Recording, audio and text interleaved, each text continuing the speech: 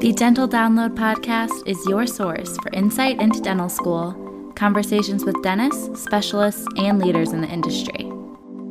With new episodes every Monday morning, I'm your host, Haley Schultz. Let's get into this week's episode.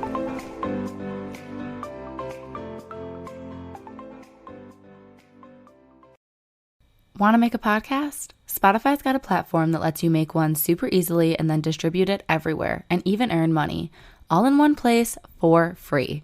It's called Spotify for Podcasters. Here's how it works. Spotify for Podcasters lets you record and edit podcasts right away from your phone or computer, so no matter what your setup is like, you can start creating today. Then you can distribute your podcast to Spotify, but also everywhere else podcasts are heard. Video podcasts are also available, and you can earn money in a variety of ways, including ads and podcast subscriptions. Did I mention it is totally free, no catch? I've been using Spotify for Podcasters since the very beginning of my show, and now we're nearing our 200th episode, so I can definitely say it's an easy platform, and I've really loved using it. So be sure to download the Spotify for Podcasters app or go to www.spotify.com/podcasters to get started. Okay, hi everyone. So today we have another guest here, and I'm going to let Dr. Phelps introduce himself a little bit. Hello. Dr. Chris Phelps, general dentist in Charlotte, North Carolina. But I should back that up and really tell you that I'm an entrepreneur who happens to be a pretty good dentist. Something I've discovered in my journey and travels throughout time. This coming year, 2023, will be my 20th year out of dental school. So I've got a big 20-year anniversary coming up, which is kind of crazy. So much happened and so much done over the last 20 years, but it's been a good ride and a good profession. So I practice in Charlotte, North Carolina. I've been a multiple practice owner. At one time, I had 4 fee-for-service practices, as well as some other companies I've started to help us as dentists out in this field. Awesome. I'm excited to hear more about how you got to where you are, what the journey's been like, and see what information you can share with us. So looking back at your career from dental school to now, what did you kind of hope your life would look like at this point? And how is that similar to what you wanted, and how have things changed? Yeah, my goal was getting out of school was to growth for growth's sake was kind of my mindset. Build up a practice, buy or build another one, and build that up, buy or build another one, and build that up and buy or build another one, with the goal of having kind of passive income streams, making them independent of me, and then having income streams where, a check comes in just for me waking up every day, which was kind of nice. And then giving me autonomy and freedom of time to go do and work on whatever else I wanted to work on, whether that be patient care or other things. So that was kind of the goal setting out. And I thought to get to that passive income stream, it was going to be that growth for growth's sake. But about probably 7-8 years into my career, I made a big change and changed my mindset. And because when you have 4 offices and you're basically running and making all the decisions for the 4 offices, and I was doing all the marketing for the 4 offices and still trying to do 5 days of clinical dentistry. And at that time, there's very little I don't do, from sedation to implants to root canals, the full gambit of dentistry. It's a lot. And, as well, I can juggle with the best of them, but at some point, everybody's cup runneth over, right? And so I realized I needed to kind of buy back my time. And so I sold my 2 best offices, the highest producing, most profitable ones. And I took over the 2 least productive ones, the least profitable ones, and began trying to change my mindset to maximizing capacity of what I had. And really trying to get, the goal at that point was to get those 2 offices to do the production and collections that the 4 offices were doing, which they did. And then I sold one of those, and my goal was to get 1 office to do what the 4 used to do. Same kind of thing, maximize that capacity. And it did. But all the while, that allowed me and freed my time up to build these other companies. And I realized it's these other companies that were going to get me to my passive income goal a lot easier than practices. So That makes a lot of sense. And I mean, so admirable how much success you've had in so many different ways. What would you say is, in your mind, like the ideal dental practice in terms of scope? Like, how many operatories? How many associates were you employing at these practices as they were able to grow and scale like that? Yeah, to make the practice independent of me, so to speak, the old rule of thumb is it takes two to replace you, meaning you need at least one doctor to kind of help cover the overhead, and then the other doctor you'd make money off of as an owner, kind of thing. So to have a successful new patient flow, somewhere around 30 to 34 new patients a month, assuming they have some hygienists to check. If they have no hygiene to check, then they need about 50, 55 new patients a month on average to build their practice within your practice, so to speak. And I knew, so ideally most doctors have two hygienists. So now we're talking, if I've got two doctors and they got two chairs each, and each of those has two hygienists, now we're talking about 8 chairs. So that was really kind of the sweet spot I came up with, that my operatories needed at least, or my facilities needed to have at least 8 chair capacity to be independent of me. So 2 doctors and 4 hygienists. But the truth of the matter is that could be 4 doctors with a chair each and 4 hygienists, right? It could be 1 doctor who could work and keep 4 chairs full and 4 hygienists, right? So, but on average, I'd say, 8 chairs, 2 per doc, 2 hygienists per doc is a good number to shoot for. And you could be extremely productive and profitable with that kind of system. Yeah, that makes a lot of sense. It's kind of what I was expecting to hear from my forward thinking. I'm like, okay, I think I probably want about 8 or 9 ops in my office just for that ability to grow one day. And ideally for me, I really love having this conversation with you because I would also like to have practices running independently, but own them and just make sure that they're functioning well. And I think something I'm really passionate about too is mentoring and teaching. And I feel like as I was more skilled, once I'm not a new grad, being able to help younger associates jumpstart their career is something I'm also looking forward to. So I'm enjoying this conversation, getting to kind of see how you got from A to B where you are now. What Yeah. were some of your favorite resources when it comes to learning the ins and outs of business? Because you're really not taught any of that in dental school. Yeah, no doubt. Well, what's interesting, back in my day when we graduated 20 years ago, the online stuff that you have available today, such as podcasts and dental magazines and, Dental Town, even in fact, Dental Town was probably the first really good resource that was available for docs to tap into. Otherwise, you had to pay somebody for the knowledge. You had to pay a consultant, you had to pay a coach and what have you. So, I had to go that route for the most part. And I spent, hundreds of thousands of dollars working with more consultants and coaches outside of dentistry to try to teach me how to be a better entrepreneur and run my teams and all those kinds of things. So nowadays, though, good Lord, you could learn everything you need just by getting on dental Facebook groups and listening to podcasts like this and finding someone that resonates with you and seek them out as a coach and a mentor. Man, that would have shortened my curve for sure. And, there's especially this generation, there's so many great books and stuff written, I'll, brag on myself, but I wrote a textbook on dental marketing, right? So that's there. You want to learn everything that I had to learn the hard way. Now you can get access to it. Or Travis Campbell wrote a great, phenomenal book on dental insurance from the doctor's point of view. So now if you want an insurance run practice or maximize it, there's no more guessing anymore. He's literally got the playbook. So we're in a pretty cool time between print and online sources that the answers are out there. You just got to be diligent to go find them. That's very true. And I was also wondering, you've talked about your book, you've talked about having other business endeavors outside of your practice. What are some of those things that you're doing outside of clinical dentistry? Yeah. So I have a call center that I started called Golden Goose Scheduling.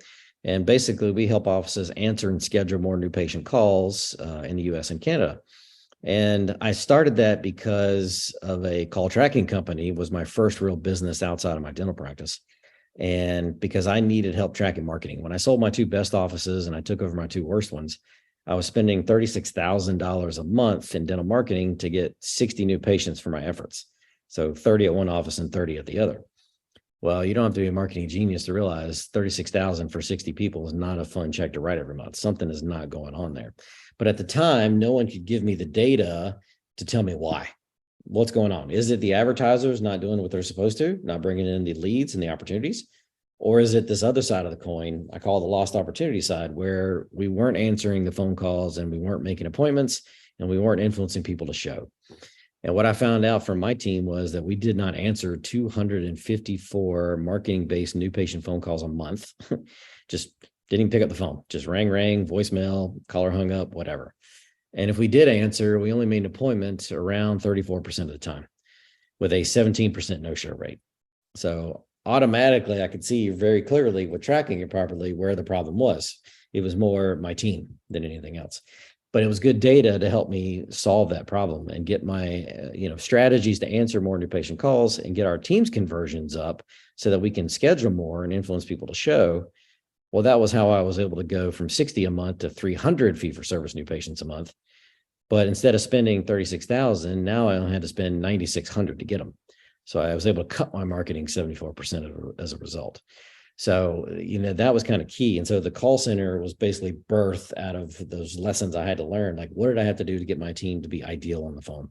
And what were the barriers? The barriers patients put up to scheduling that the team isn't really trained to handle or recognize? And what are the barriers our team puts up to scheduling?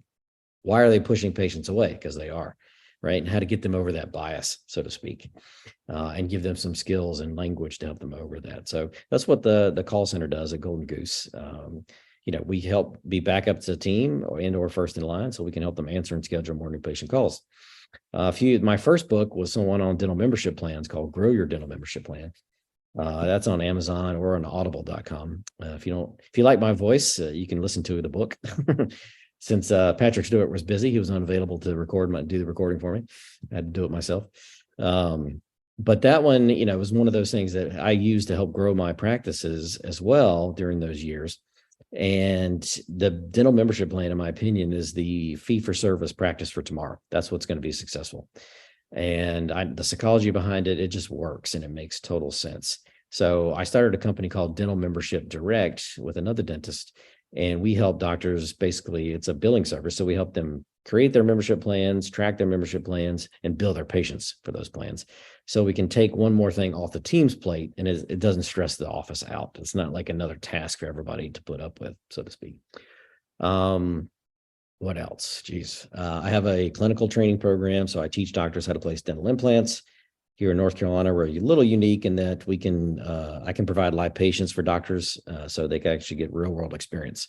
So I can teach them how to safely and predictably make a hole, and regardless of what implant system, how to plug that hole and make sure it's going to be around for the long run, and then get that experience on real patients so they're confident to go back and cook in their own kitchen. And then through the Institute, we do a lot of business coaching as well, through communication, through the art of influence and persuasion, and through practice coaching as well. Just all the lessons I learned, like on how to set goals, realistic goals, how to reverse engineer how that path to get to those goals, and how not to screw it up along the way like I did. Wow, you are doing so much. And as I said, I feel like you're really giving back to the profession, like all the things you've learned over the years, which is amazing and makes me happy because I feel like a lot of people in my class and just new grads can be kind of discouraged with the future of dentistry. But I appreciate people that have been in the field and care about it and want people to be successful. So thank you for everything you're doing. Yeah, you're welcome. And you know what's funny? The more you understand about marketing, the more you'll realize there's enough patients out there for any kind of practice you want to have to be successful. There is. I don't care how many DSOs that are out there. I don't care if they're 99% of the market space, which they won't be. But worst case, right? They're going to be the majority. So maybe 50%, 51%, 60%, something to that effect. But there's still more than enough people out there to have the ideal practice that you want. But you got to understand how to market to attract them. That's really the key. Once you understand that, nothing stands in your way. Yeah, I was thinking about that as you were explaining all the different businesses and projects that you run. So for me, I have an easy compare and contrast situation where I grew up in Michigan and then my parents moved down to Florida to kind of retire there, spend the winters there, that sort of thing. And all of the dentists in Florida in their area are pretty much all fee for service. And where we're at in Metro Detroit, where I grew up and the dentists I've had exposure to all take the PPO plans. So it was totally different for them to go down there and work in be patients in a fee for service setting. And I wonder what your advice usually is to someone that wants to have a fee for service practice in a market that the patients are used to having their provider be in network. how do you usually guide people through that? Yeah. So first and foremost, it comes from understanding just that, right? So it's so ingrained in our culture that we need to have dental insurance. Okay. That's where the people get hung up on it, and why some people feel like they need to have an in-network provider. But the truth of the matter is, of all the people that have dental insurance, 80% of them have no idea what it is or what it means. And they don't really care whether you're an in-network doctor or not. They actually prefer the experience over and the convenience of the appointment over everything else. So that's the perk. That's the benefit. You can still have a fee-for-service practice and cater to those patients, and file their insurance, and they'll get a reimbursement back for whatever it's going to cover, right? Without it having to hurt your business model. It's only a minority of them that are really hung up on this in-network thing. Okay. Now, the other thing to factor in is that the number of people with dental insurance has steadily, for the past 15 years, not been going up every year. It's been going down. And I only see that trend continuing. That's why I said, so the DSOs have all the leverage in the insurance space, okay, because they're big, large groups. They have buying power, they have leverage, so they can negotiate because of that with the insurance companies and get better reimbursements every year. Well, we know the insurance company is not in the business to pay out claims. They're in the business to make money for their shareholders. And so if they pay more money to the DSOs for their shareholders to make money, that means they got to take it from somebody else. And who do they take it from? The independent practitioners, right? So ultimately, it's a game we can't win anyway. So I say, let the DSOs fight over that small piece of pie that's getting smaller and smaller every year. Well, it's getting larger. The majority, 70% of the population, don't have insurance right now. That's where their membership plan comes into play. So you can actually start your fee-for-service practice, focus on membership plans, already have a larger audience with less competition out there as a result. Okay. And again, the benefit of a membership plan is your reimbursements go up every year because you control it. Yeah, that makes a lot of sense. And exactly like you said, it's knowing how to communicate that with patients, and also knowing how to, I'm assuming a lot of what you teach, market to those people that don't have dental insurance and maybe don't even go to the dentist. Like, how do you reach them? Is that something that you talk about in your book or through your different training courses? Yeah. So the complete book on dental marketing is what it's called. But the first half of the book is all about mindsets and how to attract your ideal new patient, whatever that is. But it's going to help you get real clear on who that is, because it's not enough to say, I just want a butt in the chair, right? You got to be more specific. And the better you can classify that person or categorize them, the more easier it's going to be to find them, so to speak. So like early on in my career, like I targeted people like myself who value time over money. So my ads were real simple. It was like bullet points and pictures and before and afters, and that's it. There wasn't a lot of meat or content to it, because I know psychologically men tend to prefer simplicity when it comes to their advertisements, right? So who I was attracting were people, the guys like myself, who were like business people, and they were like, look, if we can do it today, I'm all in, but I don't have time to come back. So that's what I mean. They value time over money. So I got a lot of comprehensive care done because as a new doctor, guess what I had tons of? Time. Yeah, we can get it all done today. Okay, great. Let's do it. But as we transitioned and I brought on other associates and I needed to fill their chairs, well, then our market kind of changed to more like we had to bring in the soccer moms, or we had to bring in, the female of the household, so to speak, because they tend to bring the other people to, the husbands, the kids, et cetera, for your family kind of practice. And then as me and my doctors got more educated and trained in different of the dental specialties, then guess what? Well, now we're looking for a higher classification of patients, somebody with a failed dentition or terminal dentition, or, so as time goes on, the better you get at marketing, the better you'll see, you can, they're all out there. It's just how are you going to reach them? That's really the missing piece. But at least now I tried to write the book to teach doctors to do just that. So. Yeah, I need to get my hands on a copy. It sounds like there's gold information in there. So, It would have saved me a lot of money had I had it on the front end. I'm sure that was actually what my next question was going to be about. So thinking back to when you were in dental school or those first couple years as a new grad, is there anything specific that you did that you feel like really helped you? I guess thinking back on it, the biggest thing was dedicating time. without realizing it, right? So, me as an undergrad student versus me as a dental school student was like a tale of two cities. They were two different people. Undergrad for me was tough because it was like a hoop to jump through to get to where I really wanted to go. So it was hard for me to get motivated and do my absolute best when I'm sitting there trying to answer questions like, why do I need to know the life cycle of a tree? This makes no sense to me, right? But when I got to dental school, I was like, all right, this is what I want to do, right? This is what I'm here for. This is my craft. So, I went from being probably last in the class in undergrad to being one of the first in the class in dental school. So, but to do that, I had to dedicate the time it took to really digest the material and understand it, right? Well, the same applies in the dental world, right? So, too often we look at our dental practice and we make decisions reactively, right? We wait till the fire comes up and then oh, shoot, what do we do? Then we were motivated to do something about it while we're distracted with 15 other things. Okay. So what a big lesson I learned was being more scheduling the time outside of clinical time and being more strategic and more proactive in my thinking about the business. That's really when I was able to grow those two practices to do more than the four did, right? And then with one practice more than the four did, because I dedicated the time to think about it and think about it as a real business, not just being stuck at the chair and, oh, let me figure this out now after the fact. So I think learning how to be very good at scheduling time to think about your business, even if it's just a day a month, is what you start. And eventually you can get to a day a week. Ideally, that's the goal, right? And you make progress along the way. But the sooner you can get into a proactive mindset thinking versus always being reactive, the more successful you're going to be and the less mistakes you're going to make along the way.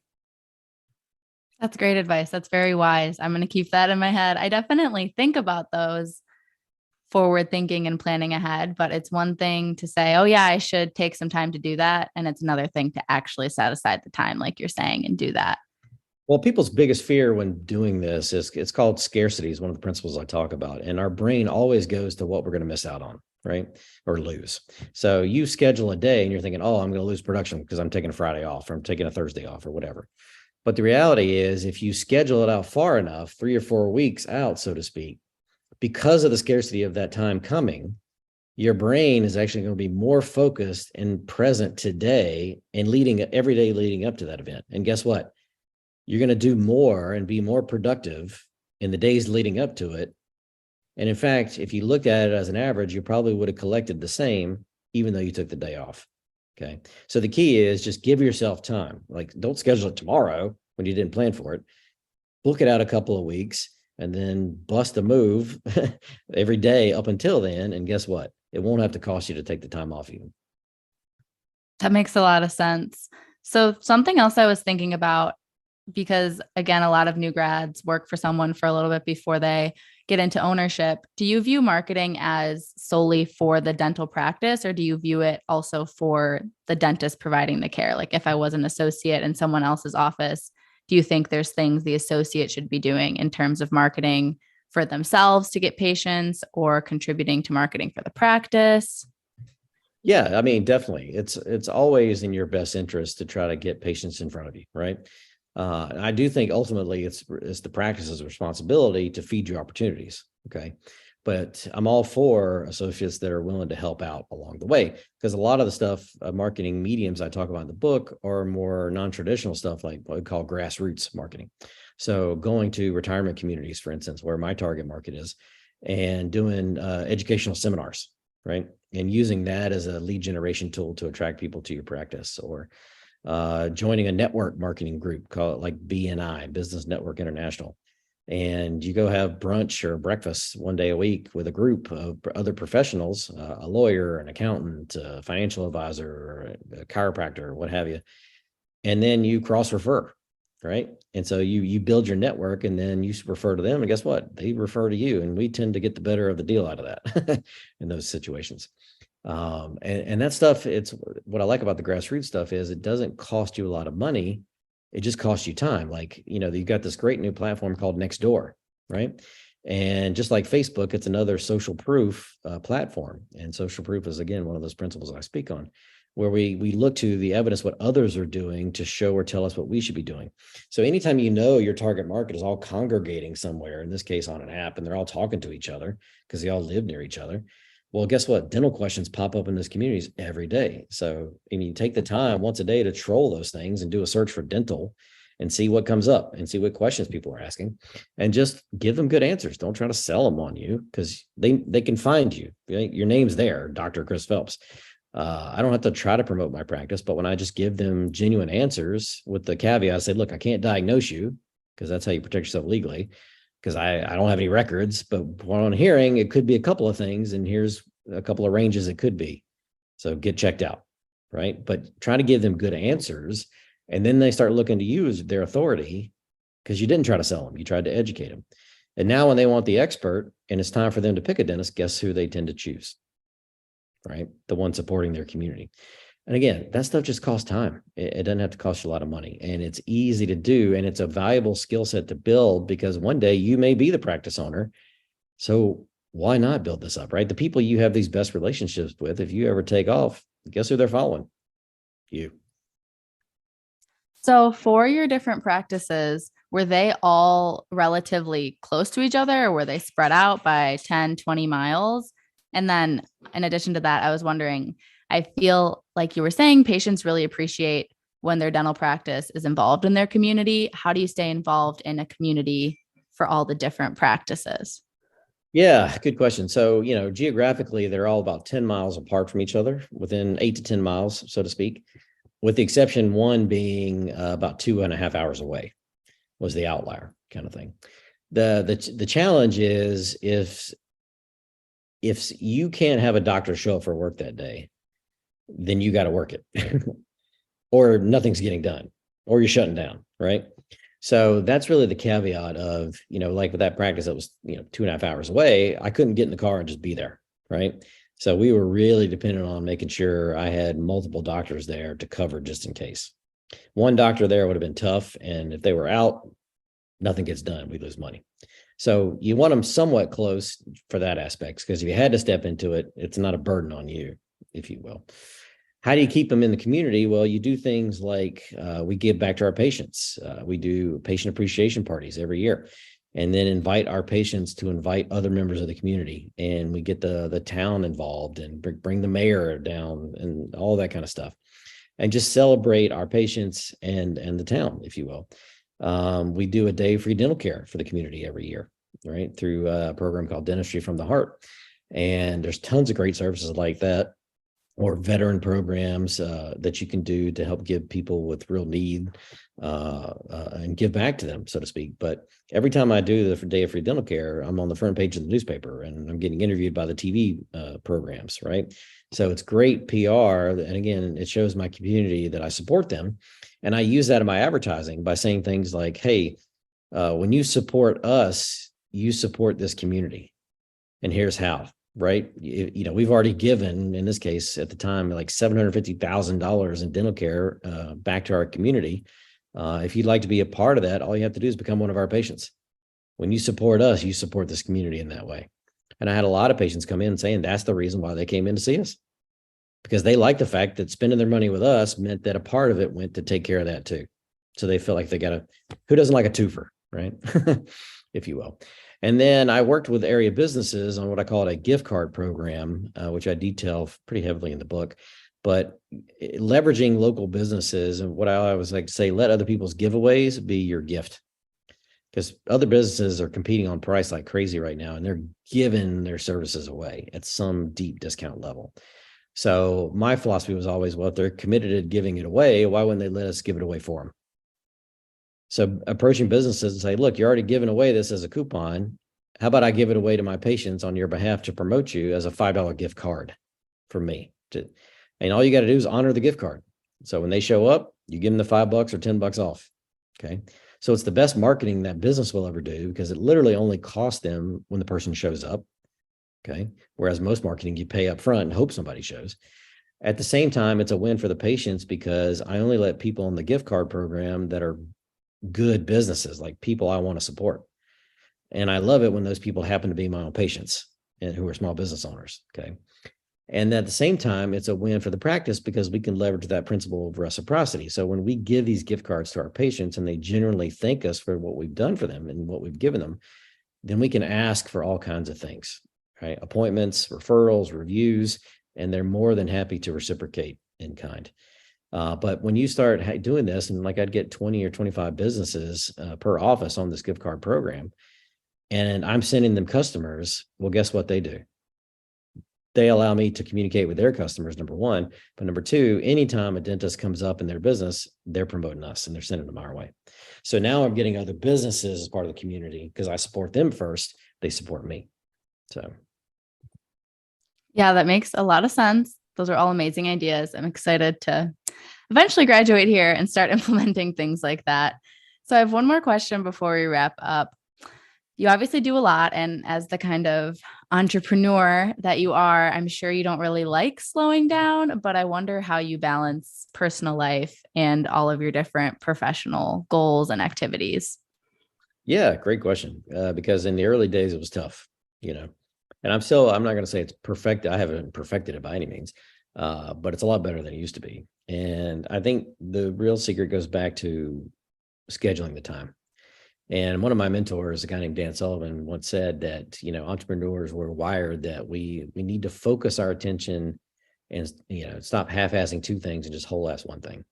And so if I'm at the practice, then my sole focus is on producing and making sure that patient has a great experience, making sure that we connect with them, making sure they schedule for their next appointment, right? Reviews, referrals, all those things are our focus. So I'm not distracting myself with social media and returning emails and dealing with employee crap. No, that's not the day for that. On planning days, those days we were talking about to schedule to think about your business, those are the days you deal with that stuff, right? And so everything gets pushed to those days so you can be more productive and get more done and solved as a result. But at the same time, the third piece of the puzzle is you need true days where, because you've done all this planning now and dedicated the time away from the chair, now you can actually be free on the weekends to not think about the business, not think about the practice, because your brain needs time to recharge. It does. And if you don't make these boundaries for yourself and you keep blurring the lines, it will wear you out faster than it should. Okay. And so small fires suddenly start looking like forest fires that you can't put out, when in fact, that's not what they are. They're just blown out of proportion.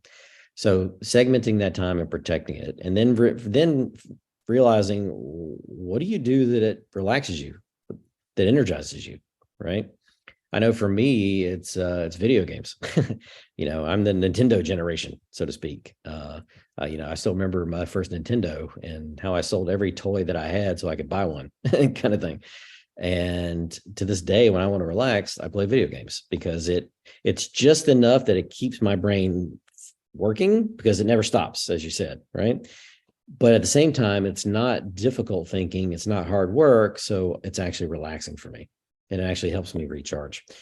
And it's different for everybody. Some people's playing golf, other people it's exercising. I mean, the key is to know thyself, right? To figure out what it is for you. And on those free days, free time, spend it doing something that you enjoy and that energizes you as a result. Thank you for that. So, wrapping up, I want to know if you have any final advice, words of wisdom for dental students listening. You know what? My word of advice is this. I know from what I've been told, from what most dental students are hearing in dental school, is the Chicken Little scenario, that the sky is falling.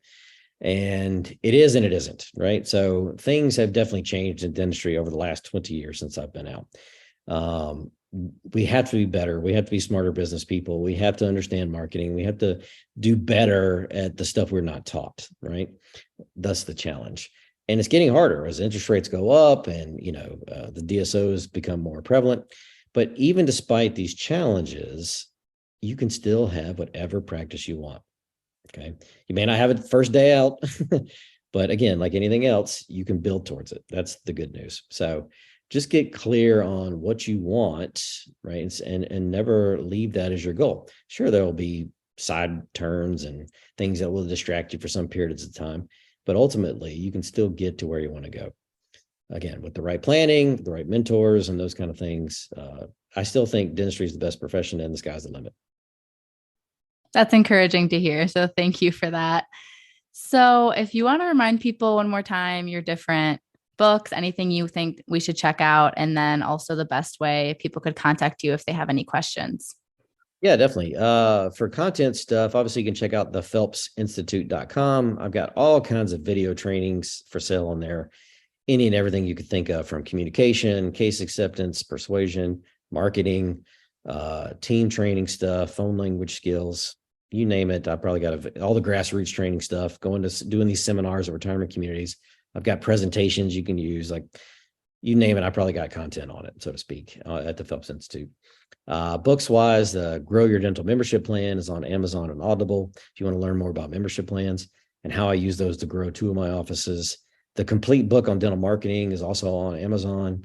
It's on a place called BermanInstruments.com and at EdraPublishing.com. So it's in 3 different areas. You can always reach out to me at Chris at drphelpshelps.com. That was the only way I could get my patients to learn how to spell my name, was when I realized that my last name is just the word helps with a P in front of it. So, drphelpshelps.com. So Chris at drphelpshelps. Shoot me an email. Let me know you heard this and what you thought. And if I can help in any way, please let me try. Thank you so much, Dr. Phelps. This was great. You're welcome. Thank you.